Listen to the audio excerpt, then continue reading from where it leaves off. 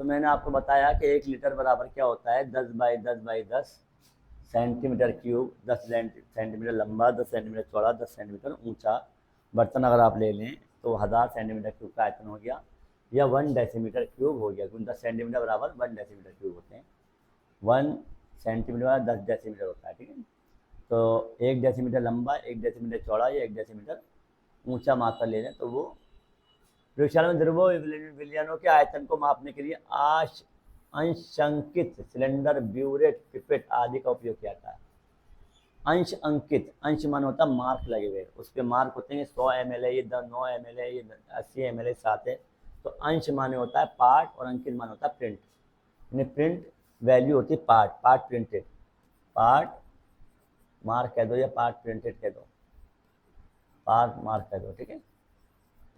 Part उस पर भाग माप होते हैं। ब्यूरेट पिपेट पतली सी पाइप होती है, नुमा होती है, उससे वैल्यू निकाली जाती है। आयतन मापी फ्लास्क का उपयोग ज्ञात आयतन को बनाने के लिए किया था। मापन के इन उपकरणों को चित्र में दिखाया गया है। उपरोक्त वर्णित दोनों गुण निम्न को समझा। अब आ गया एक नया घनत्व। घनत्व का मतलब होता है पदार्थ के कण कितने करीब करीब हैं। किसी पदार्थ में उसके कण जितने करीब करीब होंगे, डेंस इलाके होंगे, वो घनत्व उसका ज़्यादा कहलाएगा। जैसे ठोस के कण जो होते हैं वो पास पास होते हैं और गैस के कण दूर दूर होते हैं तो उसका घनत्व कम होता है। दोनों गुण निम्न रूप से संबंधित है। घनत्व बराबर होता है द्रव्यमान बराबर आयतन। फॉर्मूला याद कर लें, m बराबर v गुणा d। मास बराबर वॉल्यूम इंटू डेंसिटी। वॉल्यूम आयतन हो गया, मास द्रव्यमान हो गया और डेंसिटी घनत्व हो गया। तो घनत्व बराबर बटे में आ जाएगा। तो अगर घनत्व का मात्रा निकालना हो तो द्रव्यमान का ऐसा ही मात्रा रख दो। ऐसा ही मात्रा क्या हो, किलोग्राम में लेंगे। इंटरनेशनल और आयतन कौन सा हो गया, मीटर क्यूब हो गया।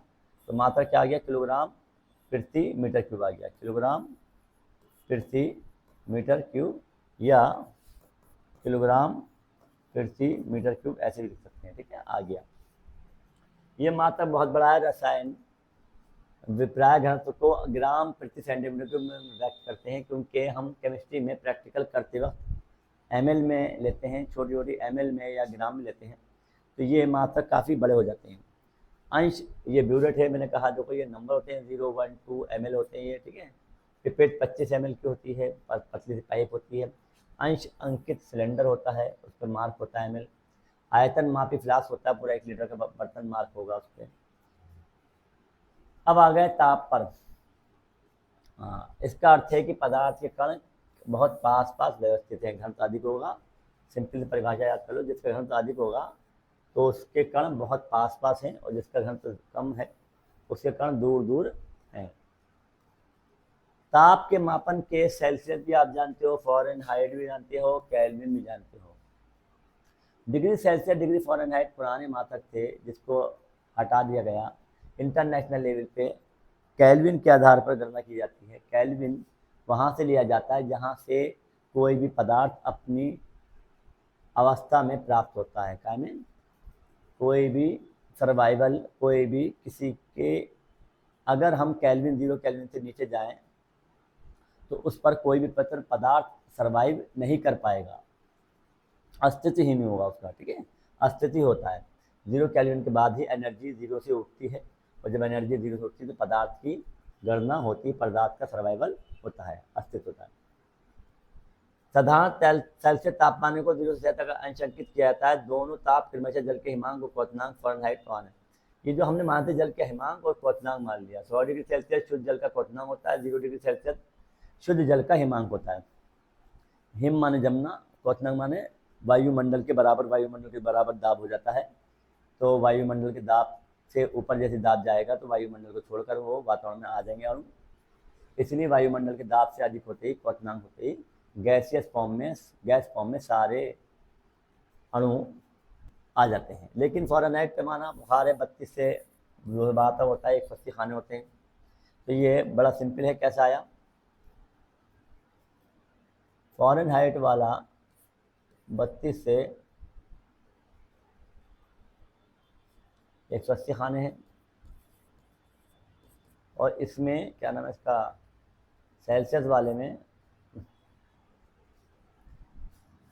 वाले में 100 खाने होते हैं, फ़ारेनहाइट वाले में 180 खाने होते हैं।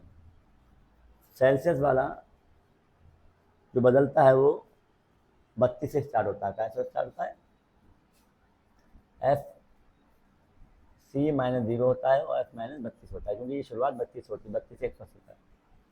0 से 0 डिवाइड हुआ, 5 दूनी 10, 2 पंजे 10, 2 नी 18, 9 सी गुणा हो जाएगा, 9 सी बराबर 5 एफ माइनस 32। 9 बटे में ले जाओ, 9 बटे 5 सी हो गया, 9 बटे 5 सी, ये इधर बटे में आ गया, 9 बटे 5 सी में प्लस 32 कर लो तो क्या आ गया? एफ आ गया। यही फार्मूला बेटा दिया हुआ है, तो मैंने फार्मूला बता दिया आपको कहाँ से आया है। असलियत में सी सेल्सियस के 0 से स्टार्ट हुआ है और 180 पे एंड हुई है। एफ वाला खाना 32 से स्टार्ट हुआ है, 180 पे एंड हुई है। तो ये फार्मूला सॉल्व करके ऐसा आ गया। केल्विन से सेल्सियस में कैसे बदलते हैं बेटा? केल्विन सेल्सियस बदलने के लिए 273.15 ऐड कर देंगे, क्योंकि केल्विन 0 से स्टार्ट होता है और सेल्सियस 0 से नीचे जाकर माइनस की वैल्यू होती है। जब सेल्सियस में माइनस वाली वैल्यू को ऐड कर देंगे तो वहाँ केल्विन पे पहुँच जाएंगे, जो 0 केल्विन होगा।